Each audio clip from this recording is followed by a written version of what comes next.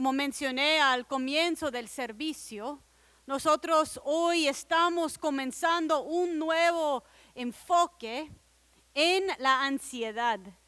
Y como vamos a recalcar después, cada grupo de vida, cada estudio bíblico de la iglesia se está enfocando en un recurso escrito por Joyce Meyer que se llama No se afane por nada. Entonces, si usted está participando en uno de esos estudios bíblicos, con Marcela, con Junior, o con Miguel, van a estar repasando ese tema. Y si no está participando en uno, le invito que escribe a mí o que hace contacto con la iglesia para que nosotros podamos unirles con un grupo que está estudiando ese tema. Porque nosotros creemos que hace 2 meses, cuando escogimos ese tema, el Señor estaba obrando, preparándonos con el mensaje que hoy día quiere llevarnos. Ayer tuvimos un taller sobre la ansiedad dado por la doctora Tina Leitner Morris. Y yo fui participante en ese taller y quiero recalcar unas cosas que salen de la enseñanza de ese taller como parte del sermón hoy día. Primero, quiero comenzar pidiéndoles que toman inventario de tu ser. O sea, que tomen un momento ahora a considerar cómo se siente usted. Usted tiene ansiedad adentro de su corazón. No se juzgan a sí mismo, pero simplemente notan. Porque la verdad de las cosas es que estamos viviendo en un momento, en un lapso de la historia, en lo cual yo creo que cada uno de nosotros estamos experimentando ansiedad en una forma o en otra. La doctora Tina dijo ayer que la ansiedad puede manifestarse en nuestras vidas en formas distintas. Algunos de nosotros nos ponemos más conflictivos y entramos en conflicto tal vez con personas que están en nuestra casa, o nuestros textos o correos o llamadas tienen un filo en lo que estamos haciendo. En otros de nosotros la ansiedad se manifiesta en forma más física, que la parte detrás de nuestra espalda se siente tensa. O nuestros hombros como que no se mueven fácilmente, el cuello, como que uno se levanta con el cuello ahí estirado a un lado. La ansiedad a veces se manifiesta en forma de no poder dormir. No dormirse fácilmente o levantarse en la medianoche pensando en cosas que no podemos resolver en ese momento.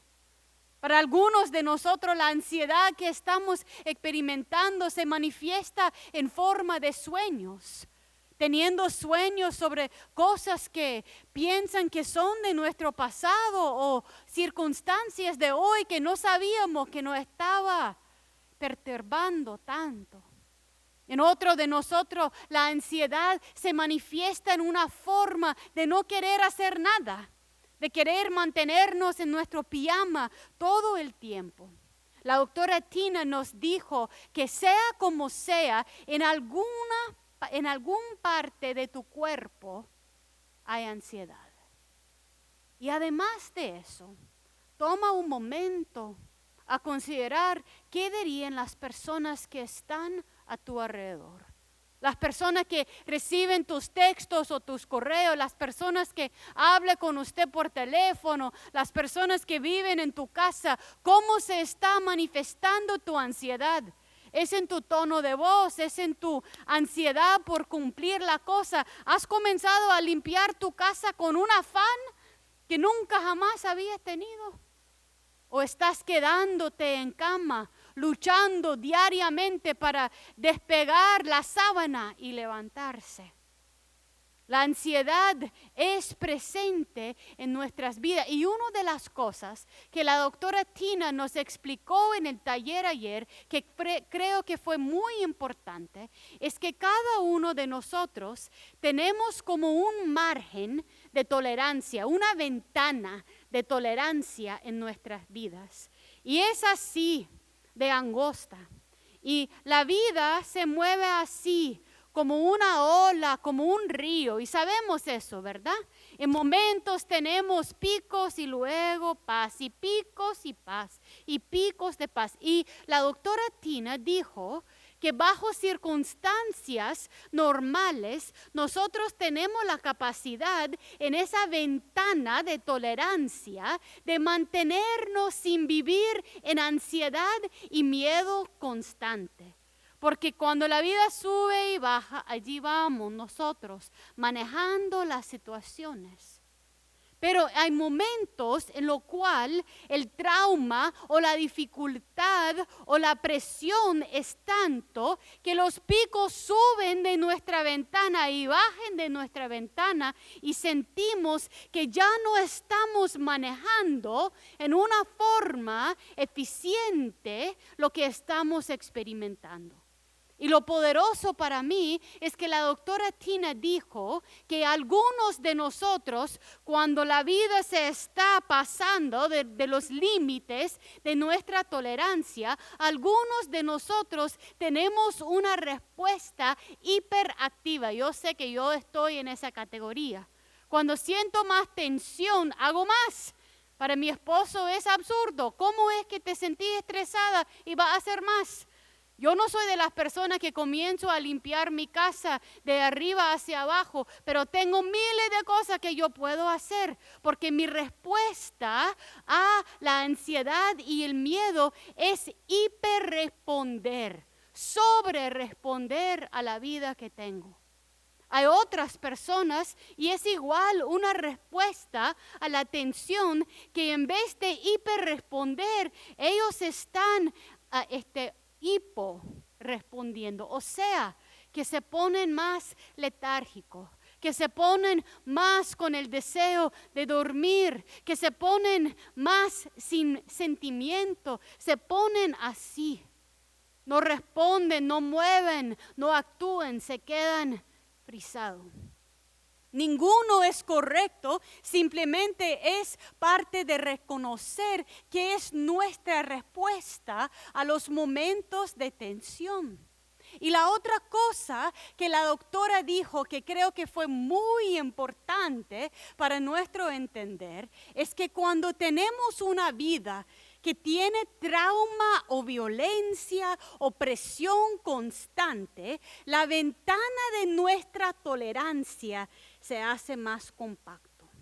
Y nosotros reconocemos que como pueblos migrantes, muchos de nosotros hemos vivido bajo circunstancias de trauma y de estrés de tanto tiempo que las ventanas de tolerancia pueden ser más reducidas. Eso significa que estoy como viviendo en un hilo. Estoy bien, pero si me mueven un poquito, si me hablan mal, si me tocan, muy fácilmente llego a caer en una de esas respuestas de hiperactivo o hipoactivo. Pero lo bonito de lo que dijo la doctora Tina ayer, y quiero que oigamos eso todo, es que esa ventanilla de tolerancia tiene la capacidad de expandirse otra vez. O sea, aún que nosotros hemos enfrentado abuso, violencia, guerra, dificultad, ser encarcelado, llorando solo en la noche y la ventanilla se va así poniéndose más compacto por la gracia de Dios y los recursos de nuestra fe, tenemos la capacidad de abrirnos al perdón, de abrirnos a confiar en Dios y en otras personas, abrirnos a creer en el amor, en la bondad, en la gentileza de otras personas en el nombre de Dios. Pero eso es parte del trabajo que Jesús nos invita en nuestras vidas. No es por nada que en Juan 21 Jesús entra donde están los discípulos y dice el texto, con la puerta cerrada y enllavada por miedo. La ventanilla de tolerancia se reduce por miedo, pero por fe se abre, se abre, se abre, hasta que podemos respirar en una forma nueva. Allí quiero parar a decir que yo he escuchado personas de fe diciendo que si nosotros somos fieles no debemos de sentir ansiedad. Si nosotros somos creyentes en Cristo no debemos de tener miedo. Y yo quiero decir que yo no creo eso. Más bien yo creo que el miedo y la ansiedad son dones o respuestas dados por Dios para responder a peligros en nuestra vida. O sea, es en nuestra naturaleza humana de sentir miedo cuando estamos enfrentando un peligro. Dios nos diseñó de esa forma porque ustedes saben cuando hay un peligro enfrente y comienza a correr la adrenalina en nuestros cuerpos, tenemos la capacidad de responder con más fuerza física en momento, con más rapidez, con más claridad de mente. La respuesta de miedo es dado por Dios para salvarnos del peligro. El ejemplo que usó la doctora Tina es que cuando te aparece una culebra allí en el camino, la respuesta de miedo te hace quitar del peligro que te pica la culebra.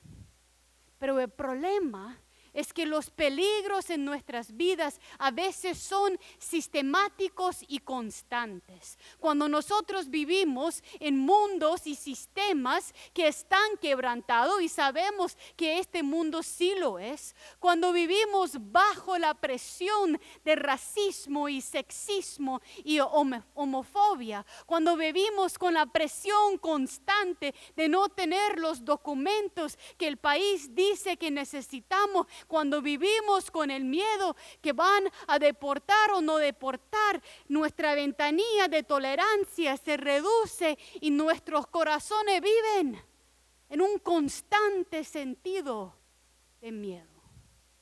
Y Dios no quiere eso por nosotros. Óigame bien cuando digo que yo entiendo que los peligros son reales. Yo entiendo que el racismo tiene efecto en nuestra salud, que tiene efecto en la forma que criamos a nuestros hijos, que tiene efecto aún en ese coronavirus. Yo entiendo que hay peligro real, que el virus está allí y sí que perjudica nuestra salud. Sin embargo, tenemos que trabajar con nuestro sistema nervioso y con nuestro Dios de tal forma que no vivamos siempre en ansiedad y miedo, porque sobre el tiempo reduce nuestra capacidad de responder. Y lo que en un momento era diseñado para permitirnos responder con más fuerza y más rapidez y más claridad, se vuelve en algo que nos cansa, que nos da visión turbia, que nos hace sentir adormecido y débil. Y Dios nunca, jamás quiere eso. Lo otro importante reconocer es que la ansiedad y el miedo no desaparecen simplemente ignorándolo. Ignorándolo diciendo que no lo siento. O ignorando el peligro. Yo he visto a unas imágenes en Facebook. Uno sí que me dio risa. Era alguien con el arca de Noé. Y el imagen decía, yo no entiendo la gente que van ahí a probar que Dios es Dios poniéndose a peligro, cuando en el momento de peligro allí, Dios le dijo a Noé que creara el barco para poner a toda su familia. Y nosotros de tontitos estamos queriendo probarle la provisión de Dios. Eso no es fe, eso es no escuchar. Pero la ansiedad y el miedo no desaparecen ignorándolo. Igual los peligros no desaparecen ignorándoles. Existen. Tampoco desaparecen si estamos juzgándonos a nosotros mismos. Yo no sé si te ha pasado a usted, pero yo he tenido circunstancias en las cuales yo he expresado un miedo y alguien me dice, pastora, usted no debe de tener miedo. Pero si lo tengo que trabajar en vez de ignorar o juzgarse a mí misma. Yo creo que lo que Jesús enseña a sus discípulos y lo que nos dice hoy día es que la ansiedad y el miedo se disminuyen encontrando lugar seguro, encontrando santuario, encontrando un lugar donde podemos descansar. Es bonito considerar que la lema de los alcohólicos anónimos es que yo debo de soltar las cosas que no puedo controlar y cambiar las cosas que sí están dentro de mi control. Si usted está viviendo en una situación hoy día, en las condiciones que estamos, donde tu vida se siente en peligro o la vida de tus hijos por las personas con lo cual está viviendo, fe no significa cerrar tus ojos al peligro y aguantarlo. El miedo que siente es un aviso que debe de hacer todo lo que puede dentro de tu control a salir. Pero hay circunstancias que no podemos cambiar fácilmente. Hay sistemas de salud, sistemas de migración, sistemas que están mucho más allá y debemos de cambiar lo que podemos y dejar o soltar lo que no podemos cambiar. Y en medio de esa lucha, Jesús aparece. Yo quiero que sacan sus Biblias de donde están. Vamos a ver varios pasajes y creo que es importante que ven dónde están en tus Biblias. Así que si usted es una persona que ha limpiado toda tu casa 4 veces, tu Biblia debe de estar limpia. Si usted es una persona que lucha en salirse de la cama, puede ser polvosa, pero aún así sácala. Quítele el polvo y vamos a leer juntos. Quiero que vayamos primero al Evangelio de Juan. Tengo 3 pasajes del Evangelio de Juan que quiero que leemos. El primero es del Evangelio de Juan 14, comenzando con el primer verso. Y es aquí donde Jesús está consolando a sus discípulos. Es antes de ser crucificado, es antes de entrar en Jerusalén. Y Jesús les está diciendo, no se angustien. Confían en Dios y confían también en mí. Lo poderoso es que Dios no tiene la intención que vivimos en una angustia perpetua. O sea, la respuesta de miedo y ansiedad a un peligro es dado por Dios, pero vivir constantemente angustiados nunca jamás es el deseo del Señor por nosotros. Y nosotros como cristianos debemos de considerar que cuando estamos viviendo constantemente en un estado de ansiedad, hay algo que el Señor quiere cambiar adentro de nosotros, pero debemos de permitirles. No se angustien, confían en Dios y confían también en mí. Lo interesante allí es que Cristo no le dice a sus discípulos, tu vida va a ser fácil, por lo tanto no deben de angustiarse. No dice a sus discípulos, no va a enfrentar muerte, no va a enfrentar tus propios pecados. No dice eso, simplemente dice, confían en mí. Buscan en mí tu espacio de refugio. Buscan en mí un santuario que solamente yo puedo dar. Buscan en mí un descanso que vas a necesitar para enfrentarte a ti misma y enfrentar el mundo. Si saltamos simplemente al Evangelio de Juan 15, comenzando con el verso 7, el Señor dice otra vez a sus discípulos: si permanecen en mí y mis palabras permanecen en ustedes, pidan lo que quieran y se les concederá. O sea, allí el Señor está diciendo que tenemos que permanecer en Él, conectado a Él. Eso no significa que podemos evitar el mundo, pero hay una paz en la presencia de Dios que es transformadora por sí misma. Y cuando nosotros permanecemos con Dios, y dice el texto, cuando las palabras de Dios están escritos sobre nuestro corazón, cuando declaramos a nuestro miedo: no te angustia, confían en mí, confían en Dios. Cuando estamos con esas palabras escritas sobre nuestras vidas, hay una paz, un refugio y una fortaleza. Mi Padre es glorificado cuando ustedes dan mucho fruto y muestran así que son mis discípulos. O sea, primero permanecemos en Dios y permitimos que su palabra viva en nosotros, y así por la presencia de Dios en nosotros hay fruto. ¿Cuántas veces en esa temporada? Yo le dije a mi esposo la semana pasada: yo quiero que ore por mi paciencia. Que ore por mi paciencia, porque yo puedo sentir en los momentos cuando este mundo me jala afuera de la presencia de Dios, yo puedo sentir como que las respuestas que quiero dar no son de Él. Pero dice la palabra que los que permanecen en Él y en su palabra darán el fruto. Y sabemos que el fruto del Espíritu es gozo, amor, paz, muchedumbre, autocontrol.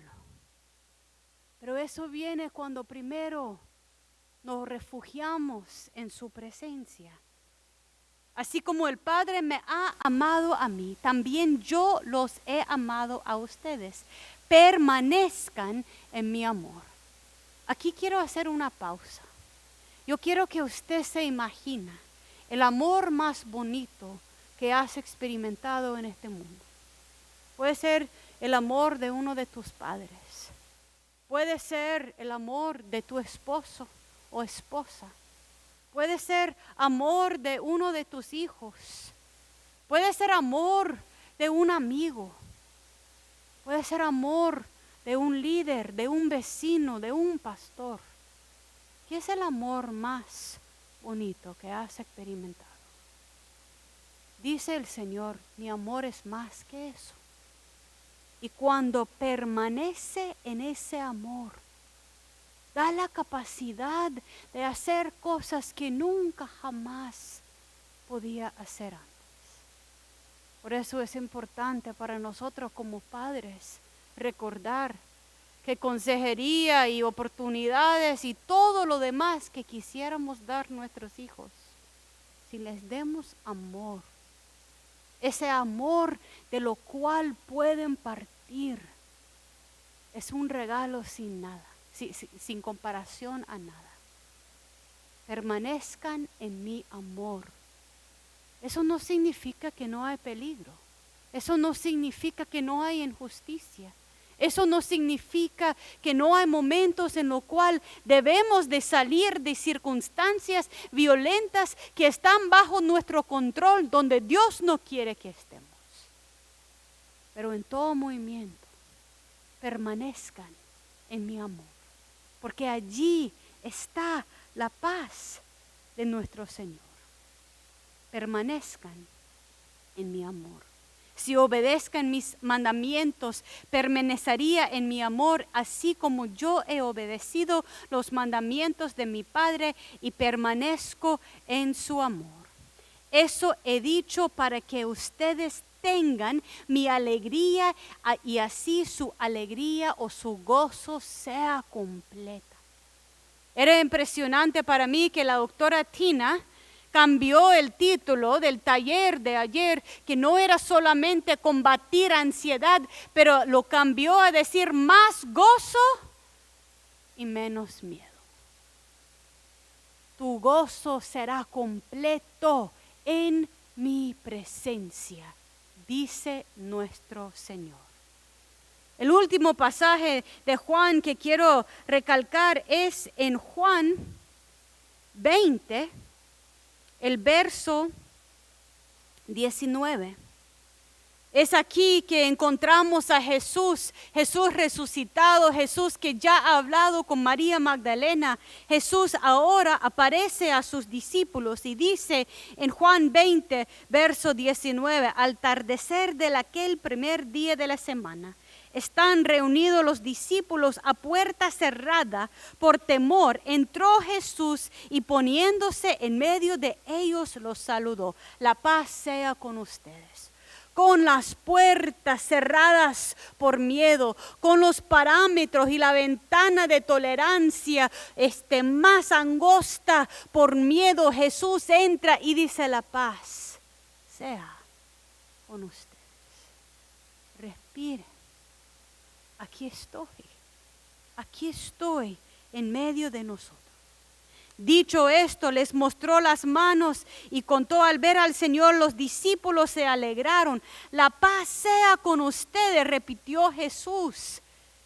Entendemos que la paz viene de Él. Entendemos que Él no quiere que vivamos afanados ni angustiados. Como el Padre me envió a mí, así yo los envío a ustedes. Esa paz que yo les doy es una paz que tiene que regalar al mundo. Acto seguido, sopló sobre ellos y le dijo: reciban el Espíritu Santo. La doctora Tina comenzó el taller enfocándonos en nuestro respirar. Tu respiración es señal constante del amor de Dios por nosotros. Cada vez que tenés aire en tus pulmones y podés suspirar, estás viviendo, llamado por Dios a compartir con otros. Qué lindo es cuando Jesús nos recuerda llegar a nuestra propia respiración.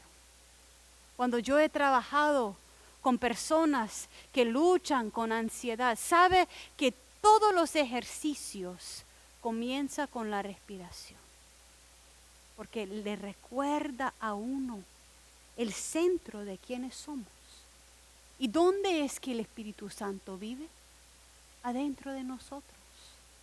Por eso podemos recibir la Santa Cena hoy día estando cada quien en su casa, porque el Espíritu está allí. El Espíritu de Dios es maravilloso y nos conecta a todos, pero vive adentro de nosotros y es como nuestro respirar.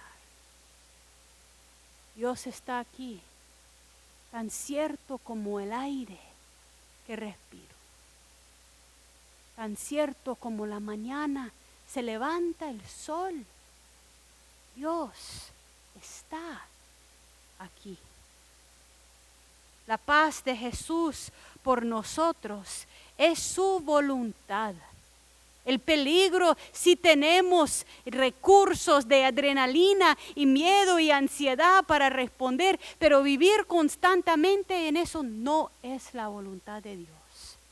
Así que tenemos la habilidad de tomar el poder que Dios nos da para enfrentar esas dificultades. De último, quiero que vayamos a Lucas.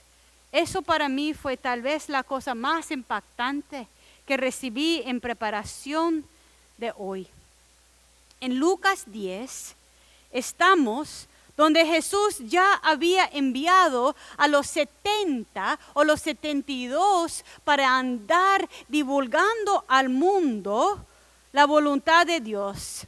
Es allí donde Jesús le ha dicho, es abundante la cosecha. Les dijo, pero son pocos los obreros. Pídanle, por tanto, el Señor de la cosecha que mande obreros. O sea, Jesús ha mandado a sus obreros a casas. Le ha dicho, si la gente no te recibe, sacude el polvo y sigue caminando. Y en el verso 17 ya están de regreso. Cuando los 72 regresaron, dijeron contentos a Dios, a Jesús, Señor, hasta los demonios se nos someten en tu nombre. Ya veía a Satanás caer del cielo como un rayo, respondió él. O sea, sus discípulos están tan impresionados que con ese Espíritu Santo adentro de ellos, ellos tienen poder sobre los demonios, tienen poder de traer sanación a las casas donde visitan, tienen poder de la oración. Pero Jesús le dice, ojo, espérese. Aún si hayas visto a Satanás caer del cielo, sí les he dado autoridad, dice Jesús, a ustedes para pisotear serpientes y escorpiones y vencer todo el poder del enemigo. Nada les podrá hacer daño. O sea, Jesús dice, en mi nombre yo te doy protección. Sin embargo, dice el Señor en el verso 20, no se alegran de que pueden someter a los espíritus. No se alegran por el poder que tienen sobre el mundo, sino alégrense de que sus nombres están escritos en el cielo. El poder que Dios nos da es un poder de provisión, un poder de protección, pero nuestro gozo, nuestra alegría no se encuentra en el poder que el Espíritu nos da. Nuestra alegría, nuestro gozo se encuentra en el mero hecho que hemos encontrado descanso en la presencia de nuestro Dios. Y Joyce Meyer dice que es una provisión. No vamos a tener el poder de Dios, sino primero tengamos su presencia. De su presencia y su paz podemos rebalsar con su poder. Pero muchas veces comenzamos pidiendo tantas cosas de nuestro Señor, cuando lo primero es estar en su presencia. En el Salmo 27 es poderoso para mí, porque comienza así. Marcela lo leyó. Salmo 27, verso 4 dice, una sola cosa le pido al Señor. Joyce Meyer dice que le llevó años llegar al momento en el cual realmente sus oraciones contenían una sola cosa. Porque cuántas veces nosotros llegamos a Dios con todos nuestros afanes y queremos esto y el otro y el texto dice, una sola cosa le pido al Señor. Y es lo único que persigo, habitar en la casa del Señor todos los días de mi vida, para contemplar la hermosura del Señor. Y recrearme, renovarme, restaurarme en su templo. Es parecido al texto de Mateo, el verso 33, donde dice Jesús, más bien buscan primeramente el reino de Dios y su justicia, y todas estas cosas les serán añadidas. Lo primero en encontrar la paz es simplemente nutrirnos en la presencia de Dios. Y te digo que una vez que has estado allí, es una seguridad que nada más puede tocar. Es un amor tan incondicional y profundo que cambia. Aún que el mundo intenta quitarte tu vida, tu paz, tus hijos, tu dinero, tu trabajo. Una sola cosa. Busca primero el reino de Dios Y si vamos al Salmo 27, solo son 4 versos. Primero busco habitar en la casa del Señor, y en el verso 5, porque una vez estando en la presencia de Dios, en el día de la aflicción, Él me resguardará en su morada, el amparo de su tabernáculo me protegerá y me pondrá en alto sobre una roca, me hará prevalecer frente a los enemigos que me rodean, y en su templo ofreceré sacrificio de alabanza y cantaré salmo al Señor. Primero, su presencia. Segundo, su protección y su provisión. Y tercero, su gozo, su alegría y el gozo de mi salvación, que me permite adorar a mi Señor, sea lo que sea. Oye, Señor, mi voz cuando clamo a ti. Compadécete de mí y respóndame. Yo creo que por eso en Filipenses 4 dice así: alégrense siempre en el Señor. Y no es una alegría falsa. Créame, no estoy diciendo que deben de pintar una risa cuando la vida es difícil. No, yo estoy diciendo que debemos todos buscar nuestro descanso bajo las alas de nuestro Señor, y una vez encontrando seguridad y santuario y fortaleza y paz y el respirar de nuestro Señor, una vez en ese lugar que hemos buscado primeramente el reino de Dios y su justicia, todo lo demás viene de añadidura. Alégrense en el Señor, insisto, que su amabilidad sea evidente a todos. Joyce Meyer dice que una vez que entramos en entender, verdaderamente entender que la voluntad de Dios para nosotros no es estar afanados, sino en paz, podemos estar calmos, quietos y confiados. Óigalo bien, calmo, quieto y confiado, que mi amabilidad sea evidente a todos. El Señor está cerca y no se inquietan por nada, más bien en toda ocasión, con oración y ruego, preséntense sus peticiones a Dios en toda ocasión. Así que hoy día vamos iniciando una serie sobre la ansiedad. Pero más que nada, lo único que quiero que salgan de aquí creyendo es, primero, angustiado no es como Dios quiere que vives. Y segundo, aún si tu ventana de tolerancia se ha reducido, por la paz y el soplo de Jesús y la presencia y la sombra de sus alas, se puede expandir para que usted y yo vivamos confiados en la presencia de Dios.